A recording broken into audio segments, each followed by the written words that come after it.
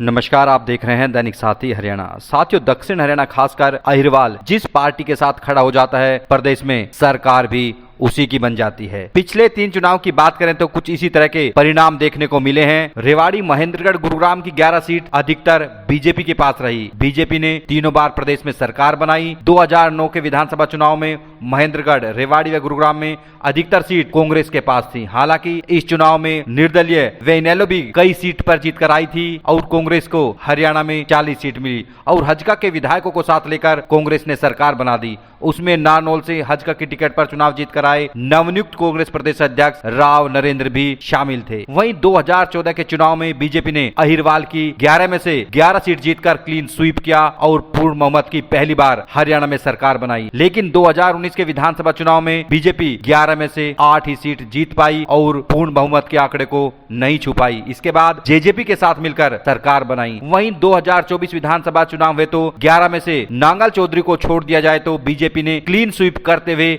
ऐतिहासिक जीत दर्ज की और प्रदेश में तीसरी बार भाजपा की सरकार बनाई। अब बात करते हैं कि आखिर जातिगत आंकड़े क्या हैं और नंबर में कम होने के बावजूद अहिरवाल ही हरियाणा की सरकार बनाने में निर्णायक क्यों रहता है। यह बात अहिरवाल के दिग्गज नेता राव इंद्रजीत सिंह भी मंच से लगातार कहते रहे हैं कि दक्षिण हरियाणा सरकार बनवाता है। यहाँ यह भी बताना जरूरी है कि राव के भाजपा में शामिल होने के बाद ही अहिरवाल के मतदाताओं का रुख बदलता हुआ दिखाई दिया। वहीं बीते दिनों कांग्रेस के वरिष्ठ नेता व अहिरवाल के बड़े नेता माने जाने वाले पूर्व मंत्री कैप्टन अजय सिंह यादव भी कह चुके हैं कि अहिरवाल की अनदेखी के चलते ही कांग्रेस की हार हुई। पहले आंकड़ों की बात कर लेते हैं। यूं तो जातिगत आंकड़े कहीं पर आधिकारिक मौजूद नहीं है, पर जानकारी के मुताबिक हरियाणा में 25% जाट, SC/ST 21%, पंजाबी 8%, ब्राह्मण करीब 7.5%, यादव करीब 6%, वैश्य 5%, राजपूत करीब 3.5%, सैनी 3% बताए जाते हैं। जातिगत आंकड़ों के लिहाज से हरियाणा में यादव 5वें नंबर पर हैं, लेकिन सरकार बनाने में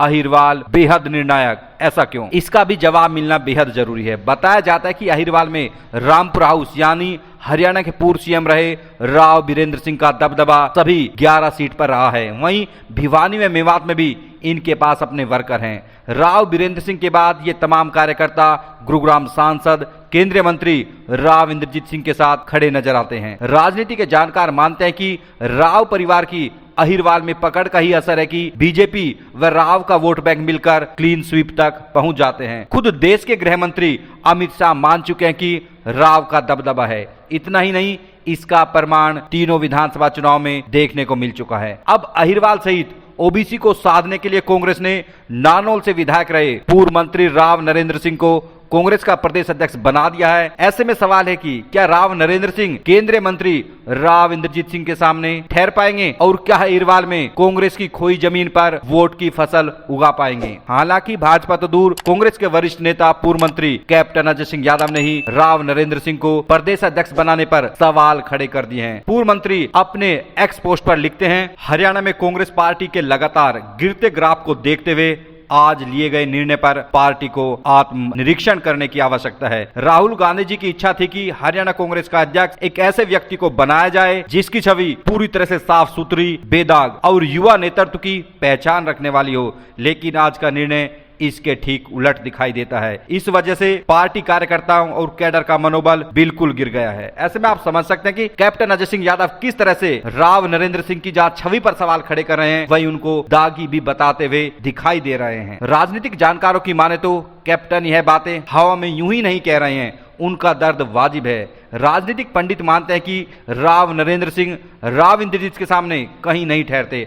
हुड्डा खेमे ने प्रदेश अध्यक्ष का पद अपने पास रखा है।